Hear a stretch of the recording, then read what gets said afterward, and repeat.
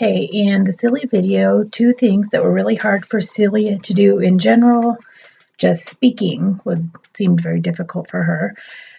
She couldn't formulate words, or she kind of almost acted like she didn't understand what she was supposed to be doing at times. She also had difficulty when she was moving her tongue from side to side with the tongue depressor here. She would put her tongue on the opposite side and vice versa. She tended to do that a lot, opposite sides of where they were where it was being asked to put her tongue.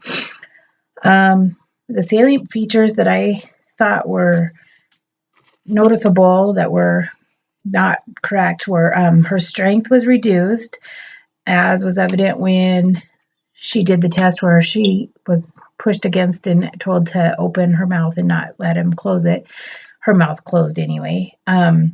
Her speed was reduced. Her range was reduced. Again, moving her tongue from side to side was really difficult for her.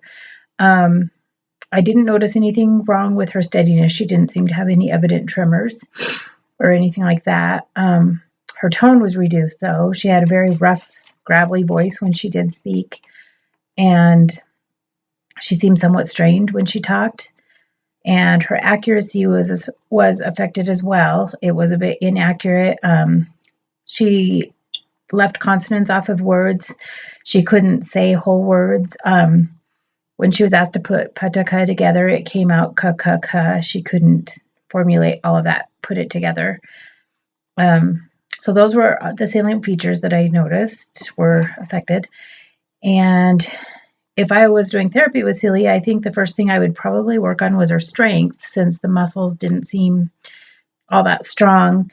And I think after she gained some strength, the other things might come a little easier, like her tone and accuracy, practice speaking faster, things like that.